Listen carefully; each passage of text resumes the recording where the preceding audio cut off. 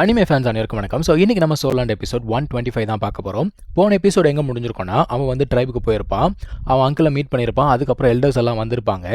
Elders வந்து ஒருத்தங்கிட்ட சண்டை போடு அப்படின்னு சொல்லியிருப்பாங்க. ஸோ அவன் கூட சண்டை போட்டு ஜெயிச்சதுக்கப்புறமா அந்த 7th எல்டர் இருக்கார்ல, அவர்கிட்ட சேலஞ்ச் பண்ணுறதுக்காக நம்ம ஹீரோ போயிருப்பான். இப்போ அங்கே தான் முடிஞ்சிருக்கோம். இப்போது தங்சானுடைய அங்கிள், தங்சானுடைய அப்பா அந்த 2 சோல் போன் கொடுத்து அமிச்சார் இல்லையா, அதை பற்றி சொல்லிக்கிட்டு இருக்காரு. ஏன்னா அந்த 2 சோல் போன் யார் கொடுத்தாங்க அப்படின்னு பார்த்தீங்கன்னா, ட்ரைபில் இருந்தால் கொடுத்துருப்பாங்க. அது லிட்டரலாக ட்ரைபோடைய சொத்து. ஸோ இப்போது அது திரும்பவும் ட்ரைபுக்கே அவர் கொடுத்துருக்காரு இல்லையா. ஒரு சோல் போனை வாழக்கூடிய ஒரு மனிதன் அவனுடைய உடம்புலேருந்து ரிமூவ் பண்ணணும் அப்படின்னா அது சாதாரண விஷயம் கிடையாது. இதை பார்த்த உடனே அந்த எல்டரே அரண்டு போகிறாரு. அந்த எல்டர் என்ன சொல்கிறாரு, அவன் உண்மையாகவே ட்ரைப் சீஃபோட பையன் அப்படிங்கிறத நிரூபிச்சிட்டான் அப்படிங்கிறாரு. இப்போ அந்த அங்கிள் என்ன சொல்கிறாருன்னா, அடுத்த சீஃப் யாருங்கிறது முடிவானதுக்கப்புறம் நீங்களே இதை அவனுக்கு கொடுத்துருங்கன்னு சொல்லிட்டு அந்த ஒரு எல்டர்கிட்ட இவர் அந்த சோல் போனை கொடுத்துட்றாருப்பா. இப்போ இந்த எல்டர் இருக்கார்ல, 7th எல்டர்கிட்ட ஏதோ ஒரு விஷயத்த சொல்கிறாரு. அது என்னன்னு சொல்லிட்டு நமக்கு ரிவீல் பண்ணலங்க. இன்னொரு பக்கம் தங்சான், இவனுக்கு என்னன்னா இதே மாதிரி ஒரு சிச்சுவேஷனை போன ஜென்மத்தில் அவன் சந்திச்சிருக்கான். அதான் அவன் யோசிக்கிறான், போன முறை நான் விட்டுட்டேன், இந்த முறை விடமாட்டேன் அப்படின்னு சொல்லிட்டு பார்க்குறான். இப்போ இந்த மனுஷன் இவர் பவரப் பண்ணுறாரு. பவரப் பண்ணும்போது தான் இவனுக்கு தெரியுது அந்த ஆள் ஒரு கிராண்ட் சோல் லேண்ட் மாஸ்டர்னு சொல்லிட்டு. தங்சானே வாயை பொழந்து பார்க்குறாங்க. அதான் அந்த மனுஷன் சொல்கிறான், நாங்கள் 20 வருஷமாக ஒளிஞ்சு வாழ்ந்தா கூட தினசரி ப்ராக்டிஸ் பண்ணிட்டு தான் இருக்கோம், கண்டிப்பாக ஸ்ட்ராங்காக இருப்போம், என்ன பயந்துட்டியா அப்படின்னு சொல்லிட்டு கேட்குறான். தங்சான் என்ன சொல்கிறான், பயமா எனக்கா, உங்ககிட்ட சண்டை போகிறது எனக்கு சந்தோஷங்கன்னு சொல்லிட்டு அவனுடைய அந்த சோல் போன் இருக்குல்ல அதை வெளியில் எடுக்கிறான். இப்போ இந்த எல்டர் பார்க்குறாரு, அவங்ககிட்ட சோல் போன் இருக்கிற விஷயம் உனக்கு தெரியுமா அப்படின்னு சொல்லிட்டு தங்சானுடைய அங்கிள் கிட்ட கேட்குறாரு. அந்த மனுஷன் என்ன சொல்கிறாரு, அவங்ககிட்ட இருக்க 3 சோல் போனில் இதுவும் ஒன்று அப்படின்னோடனே 3 சோல் போனா சரியான மான்ஸ்டராக இருக்கானே அப்படிங்கிறாரு அவரு. அதான் தங்சானோட அங்கிள் சொல்கிறாரு, கிட்டத்தட்ட 20 வருஷத்துக்கு அப்புறம் புது ஜீனியஸ் உருவாயிட்டான். இப்போ சண்டை ஆரம்பிக்குதுங்க. தங்சான் என்ன பண்ணுறான்னா பயங்கர வேகமாக போகிறான். அந்த டெத் கார்ட் டொமைன் எல்லாம் போட்டு போகிறான் அடிக்கிறதுக்கு. அந்த மனுஷன் நின்ன இடத்துல இருந்தே அட்டாக் பண்ணுவாரா. இப்போ அவர் என்ன பண்ணுறாரு, அவருடைய 3rd சோல் ஸ்கில் அப்படிங்கிறத பயன்படுத்துறாரு. இதுக்கு பேர் வந்து கிளியர் பர்னிங் சன். அதுலேருந்து பெரிய பெரிய மீட்டியாஸ் மாதிரி வந்து அட்டாக் பண்ணிக்கிட்டே இருக்குது. இவனும் எவ்வளோ நேரம் தான் தாக்கு பிடிச்சிக்கிட்டே இருப்பான். ஒரு கிராண்ட் சோல் மாஸ்டருடைய அட்டாக் அப்படிங்கிறது கண்டினியூஸாக வந்துக்கிட்டே இருக்கும். ஸோ அது எப்படியாவது தடுத்து நிறுத்தியே ஆகணும். அவன் என்ன பண்ணுறான், அந்த ஒரு அட்டாக்குள்ளேயே பூந்து போகிறாங்க. அவங்ககிட்ட அந்த கோஸ்ட்லி ட்ரான்ஸ் இருக்குல்ல, அதை யூஸ் பண்ணி ஜம்ப் பண்ணி உள்ளுக்குள்ளே போகிறான். இப்போ இன்னொரு பக்கம் அவங்க அம்மாவுக்கு ஒரே வருத்தம், அதாவது தங்சானுடைய அம்மாவுக்கு. இருந்தாலும் அவங்க அப்பா என்ன சொல்கிறாரு, நீ வருத்தப்படுற அப்படிங்கிறது எனக்கு தெரியும், ஆனால் இந்த ஒரு பாதையை அவன் தனியாக தான் கடந்தே ஆகணும் அப்படின்னு சொல்கிறாரு. இப்போது தங்சான் கீழே விழுறாங்க. விழும்போது என்ன பண்ணுறான், அந்த ப்ளூ சில்வர் பிளான்ட்டை யூஸ் பண்ணி அங்கே செயின் இருக்குல்ல அதை பிடிச்சி மேலே வரான். வரும்போதே வெப் அப்படிங்கிறத யூஸ் பண்ணுறான். இப்போ இந்த எல்டருக்கு என்னென்னா, வெப் வரக்கூடிய வழியில் அந்த செயின் இருக்குது, அந்த செயின் தடுத்துருமே அப்படின்னு சொல்லிட்டு அந்த மனுஷன் யோசிச்சுட்டு இருக்கான். ஆனால் இவன் என்ன பண்ணுறான் தெரியுமா, அந்த வெப்பை இன்னொரு பக்கமாக தூக்கி போடுறான். இது புதுசாக இருக்குது அந்த மனுஷனுக்கு. அந்த மனுஷன் ஆனால் விடுவாரா, 6th சோல் ஸ்கில் அப்படிங்கிறத பயன்படுத்துகிறாரு. இந்த 6th சோல் ஸ்கில்ல அவர் என்ன அட்டாக் பயன்படுத்துகிறாரோ அதோட எஃபெக்ட் வந்து டபுளாக இருக்கும். இப்போ அவர் யூஸ் பண்ணுற டெக்னிக் பேர் பார்த்தீங்கன்னா கிராவிட்டி கண்ட்ரோல். ஆனால் நம்ம ஹீரோ என்ன பண்ணுறான், அந்த ஒரு ஹேமர் மேலே ஏறி ஓடிக்கிட்டு இருக்காங்க. கிராவிட்டி கண்ட்ரோலில் மேலே ஏறி ஓடிக்கிட்டு இருக்கான். இதை பார்க்குறாங்க எல்டர்ஸ் எல்லாம் பார்த்து அப்படியே திகைச்சு போய் பார்க்குறாங்க. ஆனால் இந்த மனுஷன் என்ன பண்ணுறாரு, 2 ஹேமர் இருக்குல்ல, 2 ஹேமருக்கு நடுவில் இவன் மாற்றுற மாதிரி பண்ணிடுறாரு. இவன் ஆனாலுமே என்ன பண்ணுறான், இவன்கிட்ட இருக்கக்கூடிய மொத்த வித்தையும் பயன்படுத்துகிறாங்க. ப்ளூ சில்வர் பிளான்ட்டு, இவனோட டொமைனு, அது பத்தாததுக்கு அந்த கோஸ்ட்லி ட்ரான்ஸ் இருக்கும்ல, எல்லாத்தையுமே யூஸ் பண்ணி வெளியில் வந்துட்டான். இப்போ இந்த எல்டர் என்ன நினைக்கிறாரு, அவன் வந்து நடுவில் மாட்டிக்கிட்டான், அவ்வளோதான் அவன் அப்படின்னு யோசிக்கிறாங்க. ஆனால் பார்த்தா பயப்புல ஒன்றுமே ஆகாமல் வெளியில் வந்து நிற்கிது. அந்த எல்டர் பார்க்குறாரு, 7th பிரதரால் கூட அவனை பிடிக்க முடியலையா, என்ன பிரயோஜனம், பவர்ஃபுல் அட்டாக் வச்சுட்டு என்ன பிரயோஜனம், அட்டாக் பண்ண முடியலன்னா அப்புறம் வேஸ்ட்டு தானே அப்படிங்கிறாரு. இந்த மனுஷன் பார்க்குறான், இவ்வளோ ப்ரெஷரில் கூட ஈஸியாக அவன் வெளியில் வந்து நின்றுட்டு இருக்கான்ல. இதை பார்த்தோன்னே மனுஷனுக்கு சரியான கோவம் வந்துடுச்சு. இப்போ மனுஷன் அடுத்த அட்டாக்கு ரெடி ஆகிறான். ஆனால் விஷயம் என்னென்னா, அவர் என்ன சொன்னார், 30% பவர் தானே யூஸ் பண்ணுவார்.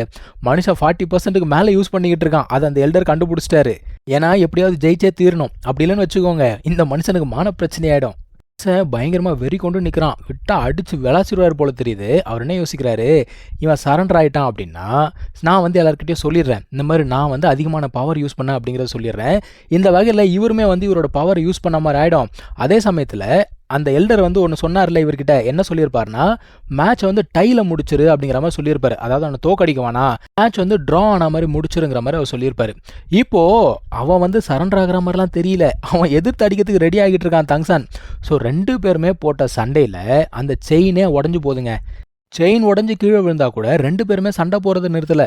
தங்சான் என்ன பண்ணுறான், அந்த பர்பிள் காட் லைட் இருக்குல்ல, அதை யூஸ் பண்ணி அவர் அட்டாக் பண்ணும்போது அந்த மனுஷன் டிஃபெண்ட் பண்ணோம் இல்லையா, அதில் மொத்த பவரையும் யூஸ் பண்ணிடுறாரு. எல்லாருக்குமே தெரியுது இந்த மனுஷன் மொத்த பவரையும் யூஸ் பண்ணிட்டான்னு சொல்லிட்டு. அதுக்கப்புறமா அந்த மனுஷன் கண்டினியூஸாக அட்டாக் பண்ணுறதுக்கு ரெடி ஆகிட்டு இருக்கான். இவனுமே என்ன பண்ணுறான், இவனோட அந்த ஈட்டி இருக்கு பாருங்க, அதை வந்து கையில் எடுத்துடுறான்.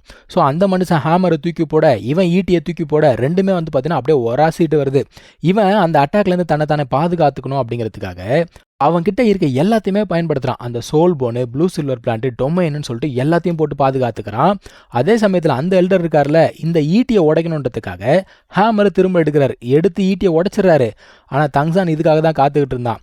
அந்த உடஞ்சு போன பீசஸை வச்சு அங்கே ஒரு டொமைனை போடுறான் அவன். இந்த டொமைனுக்குள்ள இவரால் வந்து எந்த சோல் பவரும் யூஸ் பண்ண முடியல. மனுஷன் புஷ்ஷுன்னு கீழே போயிட்டான்.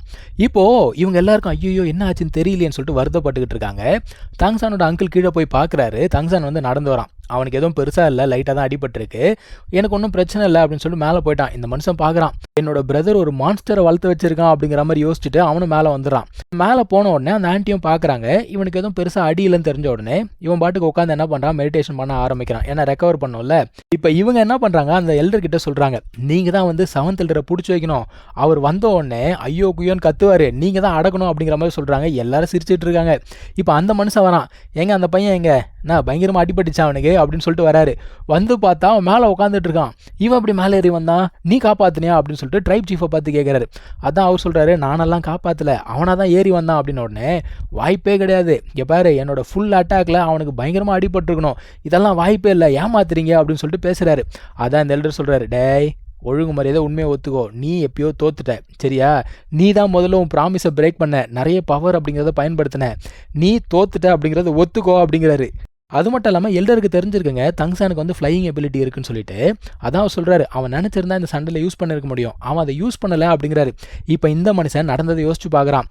அந்த ஒரு டொமைன் இருக்குல்ல, அதுலேருந்து வெளியில் வரணும்னு சொல்லிட்டு மனுஷன் படாத பாடுபட்டிருக்கான். கஷ்டப்பட்டு அதை உடச்சி வெளியில் வந்து மேலே வந்து பார்த்தா இவன் இங்கே உட்காந்துக்கிட்டு இருக்கான். அதான் மனுஷன் பார்க்குறான், சரிப்பா பெட்டு தான், நான் வந்து தோற்று போயிட்டேன், நான் ஒத்துக்கிறேன் அப்படிங்கிறான். இப்போ இந்த எல்டர் என்ன சொல்கிறாரு, எல்லாருமே திரும்ப போங்கப்பா, ப்ராக்டிஸ் பண்ணுங்கப்பா அப்படிங்கிறாரு. அது மட்டும் இல்லாமல் தங்சானோட ஆன்ட்டி கிட்ட என்ன சொல்கிறாரு, இப்போ நீ போய் செரிமனிக்கு எல்லா ஏற்பாடும் பண்ணு அப்படின்னு சொன்ன உடனே அவங்க வந்து தேங்க்யூ சொல்கிறாங்க. அதான் அவர் சொல்கிறாரு, எனக்கு தேங்க்யூ சொல்லாதம்மா, இதை வந்து அவனே சம்பாதிச்சிருக்கான், இதை அவன் ஏர்ன் பண்ணியிருக்கான் அப்படிங்கிறாரு.